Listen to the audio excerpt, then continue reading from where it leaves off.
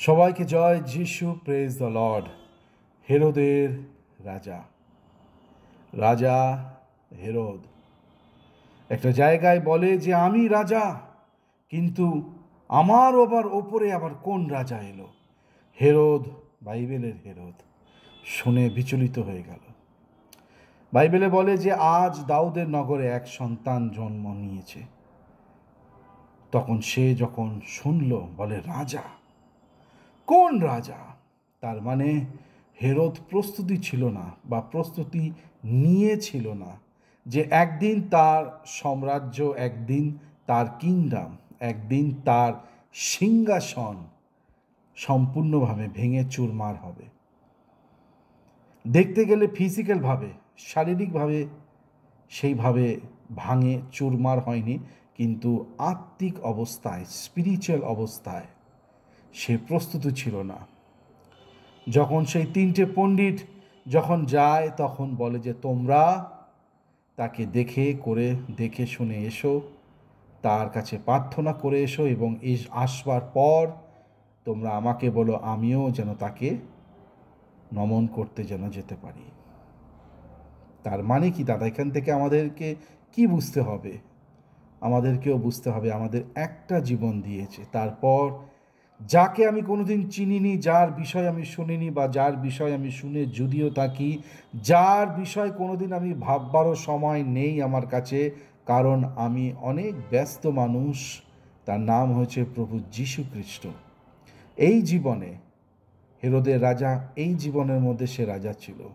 আপনি আর আমি হয়তো এই জীবনের মধ্যে আপনাকে আমাকে পাঠিয়েছে। আপনি আর আমি হয়তো এই জীবনে হয়তো হেরোদের মতন অত ধন সম্পত্তি বা ধনী ব্যক্তি নয়, কিন্তু যে যা নিজের জীবনে রাজা, যে যার নিজের চিন্তা ভাবনার মধ্যে রাজা, যে তার নিজের ব্যক্তিগত জীবনের মধ্যে রাজা। কিন্তু একদিন সময় আসবে, সেই বিশ্ব ব্রহ্মাণ্ড যিনি সৃষ্টি করেছে সেই রাজা যখন আসবে, এসে বলবে এত দূর পর্যন্ত তোমার জীবন ছিল। তারপর আমাদেরকে কি করতে হবে? আমাদের মৃত্যুর পর স্বর্গ বা নরক বাস। এইবার তখন আমি যেন রাজা হেরোদের মতন বিচলিত না হয়ে যাই। আমি তো সুন্দর ভাবছিলাম আমি বস, আমি রাজা, আমার উপরে আবার কোন রাজা আসবে? তখন আমি যেন আতঙ্কের মধ্যে না আসি। এই জীবন খুবই ছোট, খুবই অল্প, কষ্ট দুঃখ ওর মধ্যে সব কিছু দিয়ে রেখেছে, মিলিয়ে ঝিলিয়ে আমাদেরকে দিয়েছে। তারপর আমাদেরকে সেই রাজার সম্মুখীন হতে হবে, এবং সেই রাজা তার রাজ সিংহাসনের মধ্যে বসে সে বিচার করবে। আমরা যা যা কিছু করেছি সব কিছুর মধ্যে তিনি ভালো কি মন্দ কাজ, সেইভাবে আপনার এবং আমার বিচার হবে। আশা করি আমরা সকলে বুঝতে পেরেছি।